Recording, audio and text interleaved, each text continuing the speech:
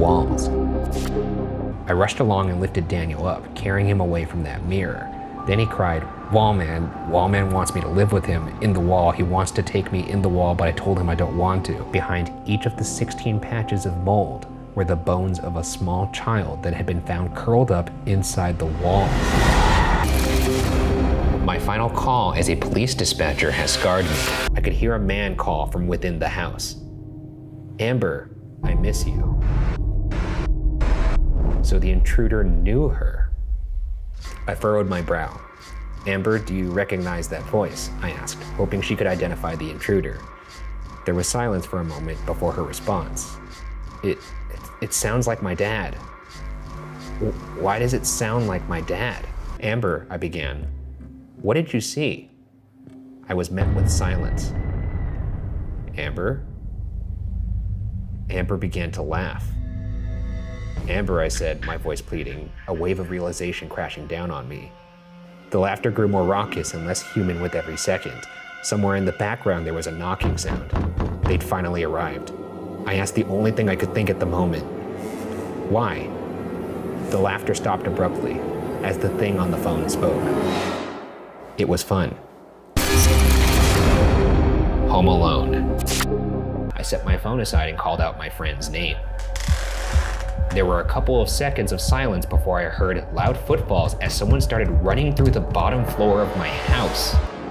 I leapt out of bed and ran to the closet. They were already up the stairs by the time I had opened the door and stepped inside. From my vantage point, all I could see was from about their knee down. They were wearing dirty blue jeans with frayed cuffs and worn work boots. After a few seconds of looking in the closet, they stepped away and I heard a loud crash come from my room, followed by a scream of frustration and anger. The Red Man. There he was, smiling. He was the oddest thing I ever set my eyes on. I remember my hands shaking. I waited for him to enter my room and hurt me, but he didn't. He didn't move at all. His eyes didn't blink, not once. There was a man who watched me sleep.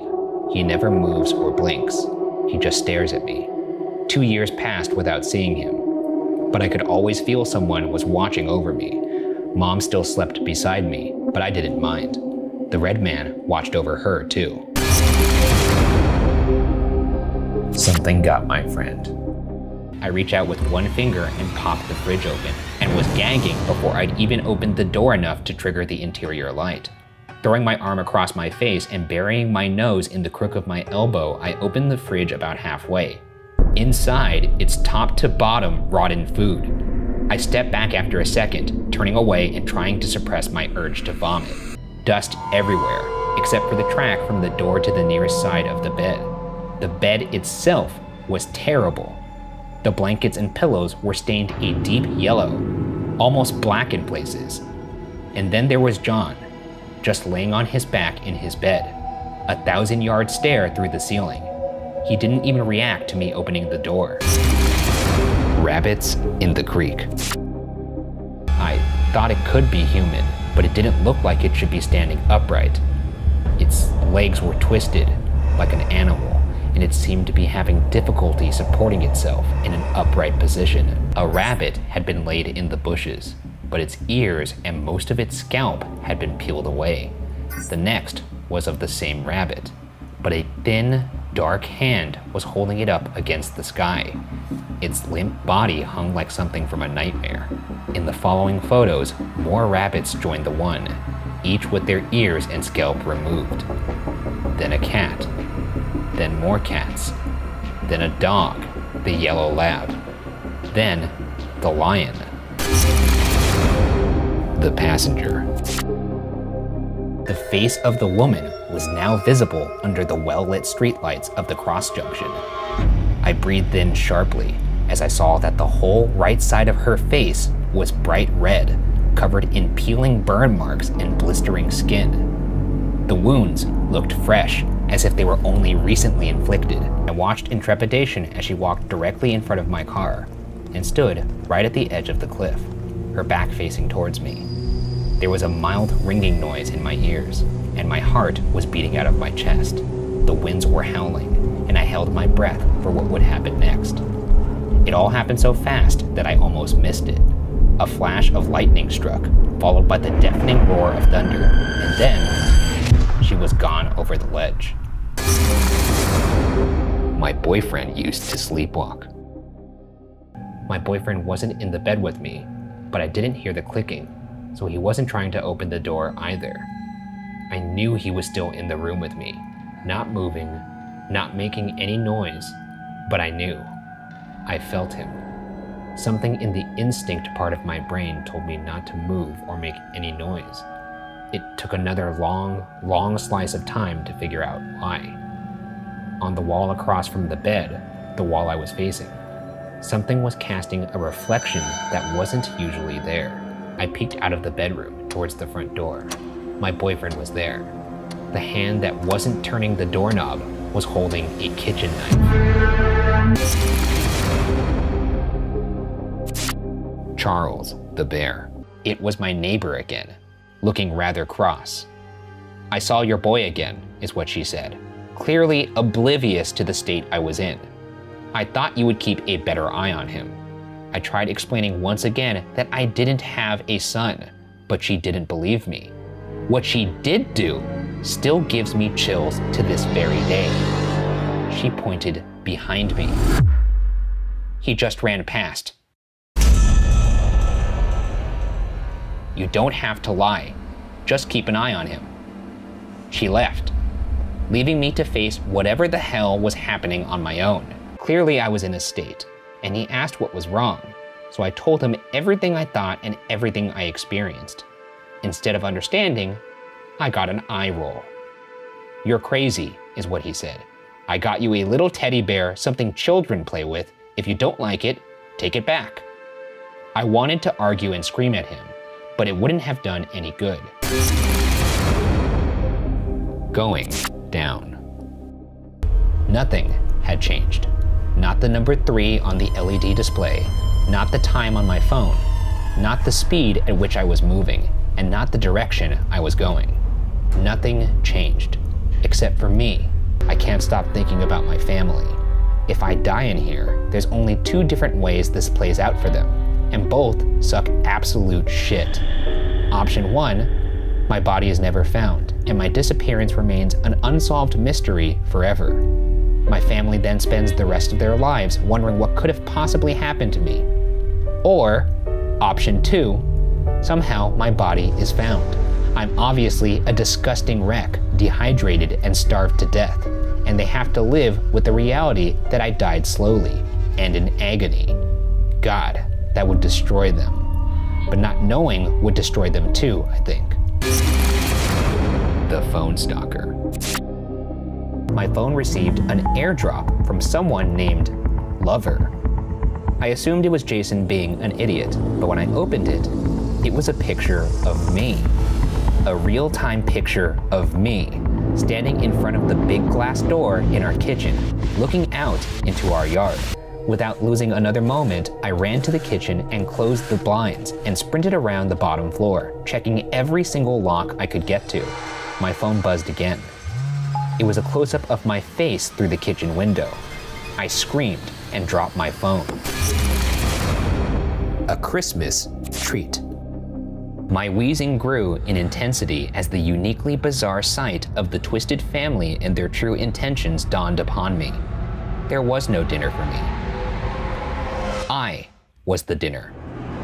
I couldn't hide my glee, as previously hidden fangs cracked through my upper gum, revealing a serrated and terrifying grin.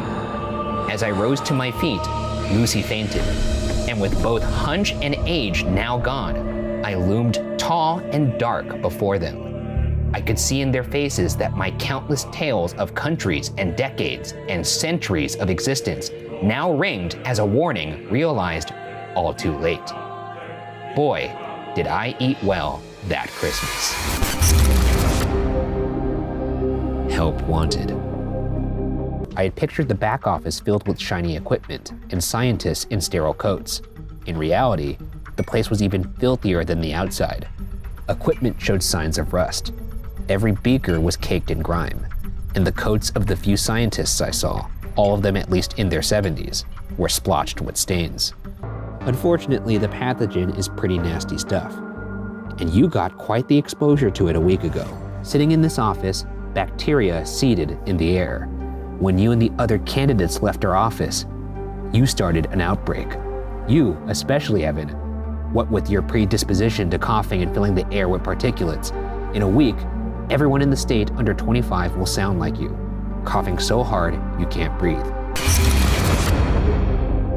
Smile dog. Victims claim to see the picture endlessly repeated in their mind's eye during the time they are in reality having epileptic fits. These fits continue interminably, often while the victims sleep, resulting in very vivid and disturbing nightmares. Later that month, Terrence contacted me with the news that his wife had killed herself. I'm sorry, that's not funny. I just saw a cartoon 2 seconds ago, and I had to read that sentence. There's so many levels of unfair to that. It's really photorealistic. Bike or die. When she noticed I wasn't biking, a worry flooded the lady's voice. Something about her eyes started to look almost familiar, like we'd met before.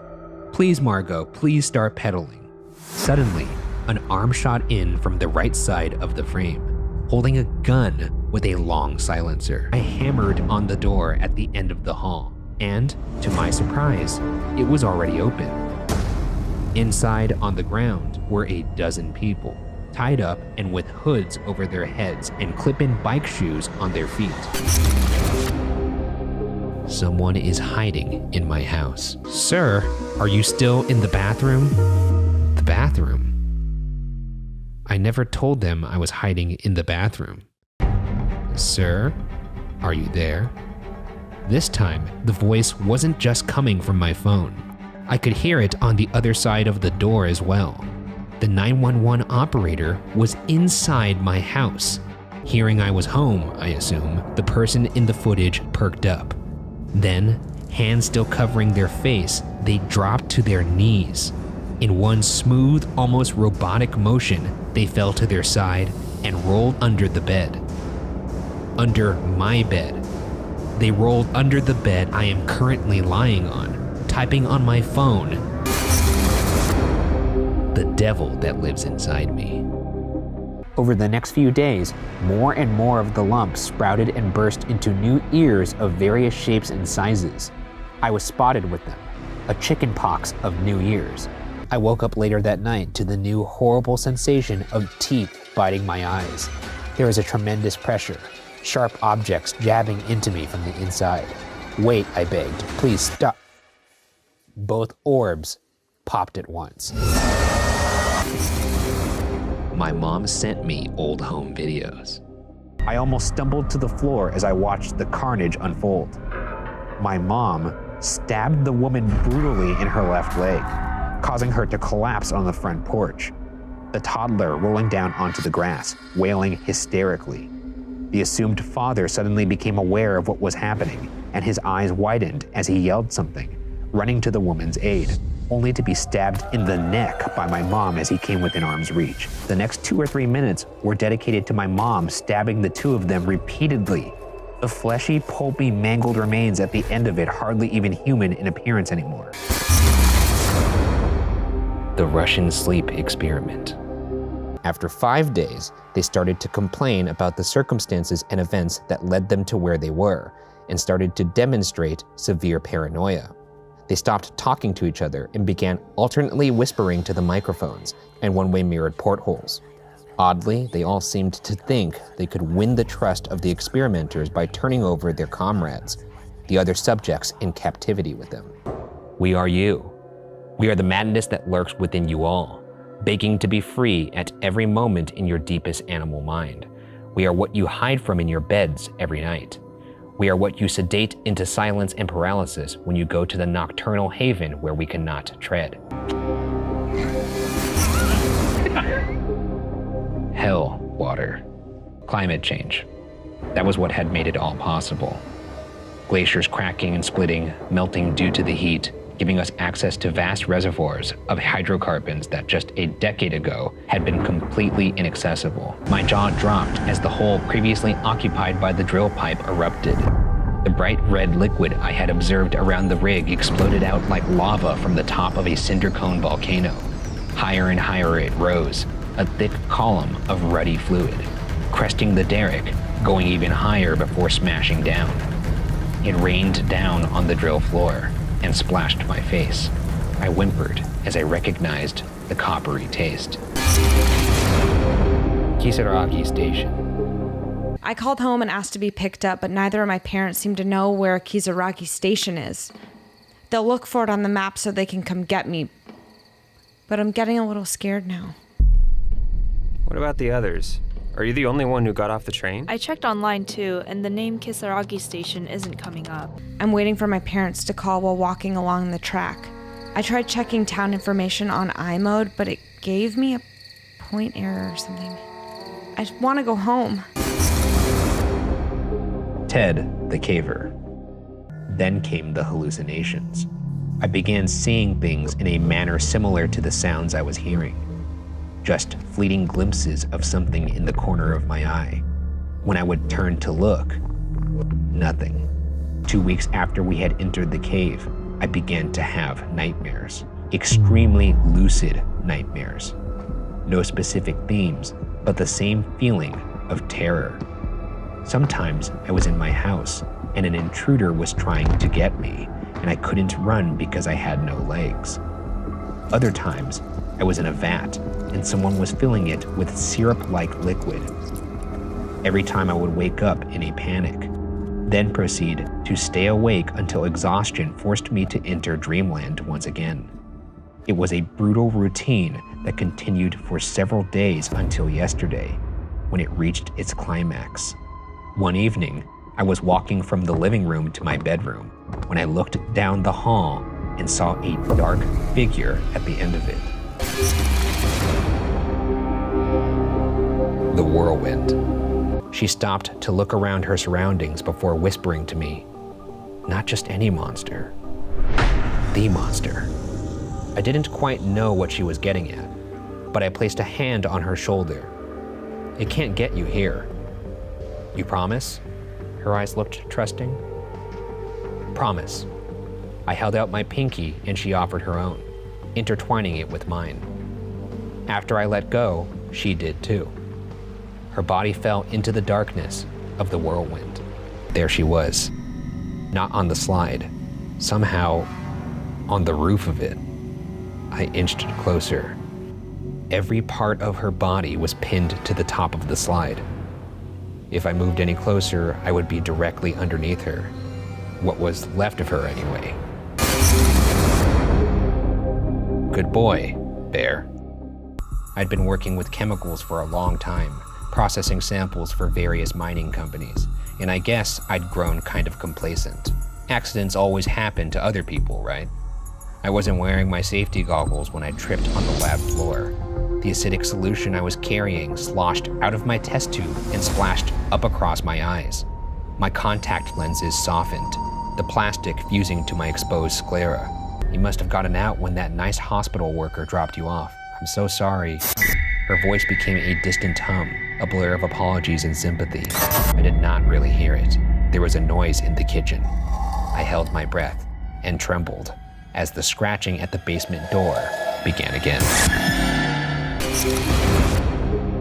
The missing.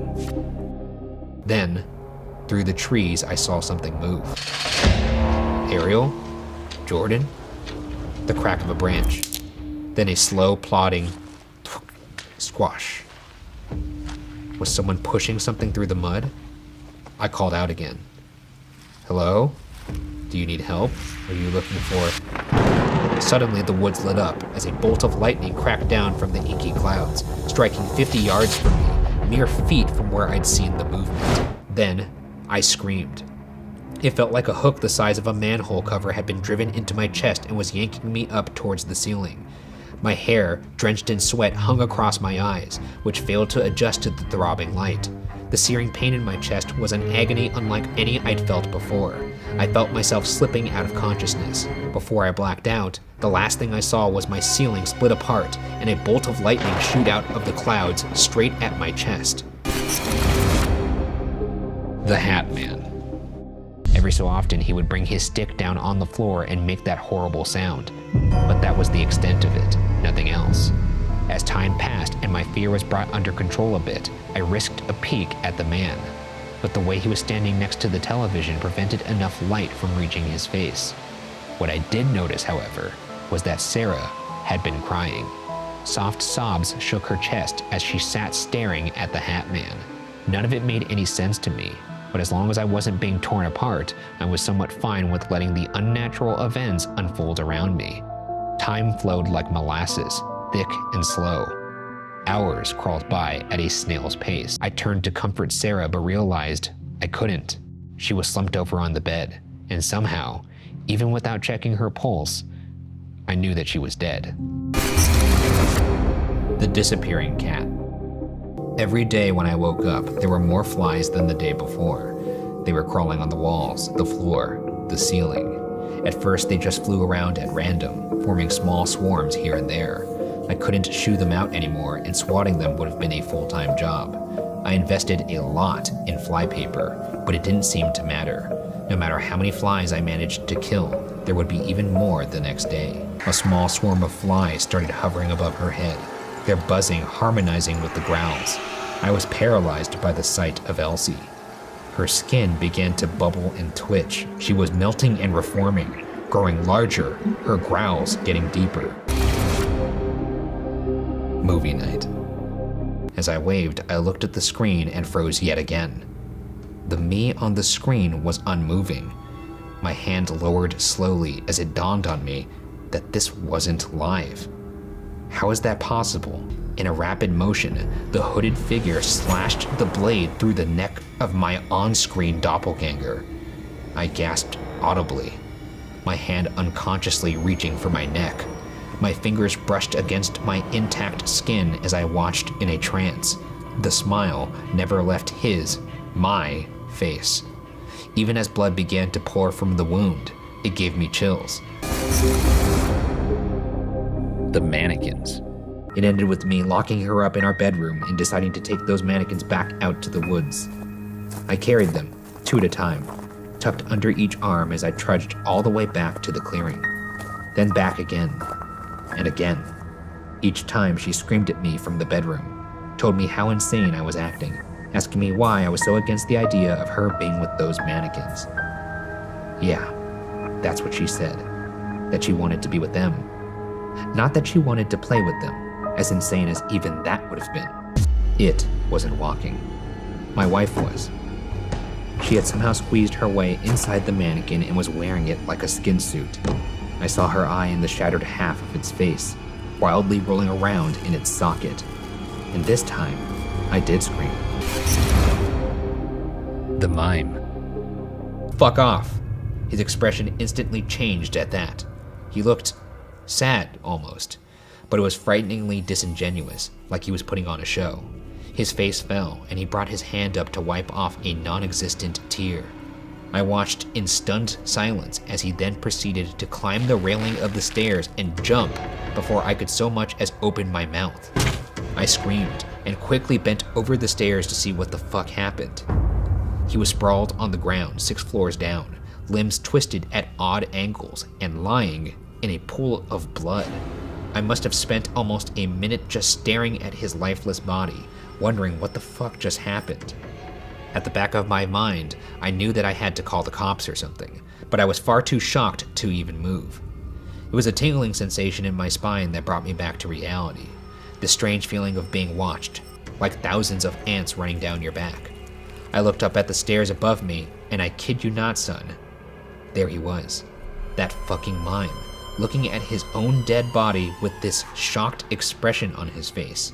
He stood there, staring at me with that fucked up smile on his face. He theatrically brought his hands up and clapped. I watched in terrified silence as one by one, the lights in all of the apartments began to switch on. He was there, in every fucking apartment at the windows that I could see. Fucking everywhere. He was performing, if that makes any sense. Oh, Jesus Christ! Oh, Lord! Oh, I didn't know that was gonna happen. Oh my God. the quarry. Cooper took off running. "Cooper!" Devin yelled and gave chase. I had no option but to follow.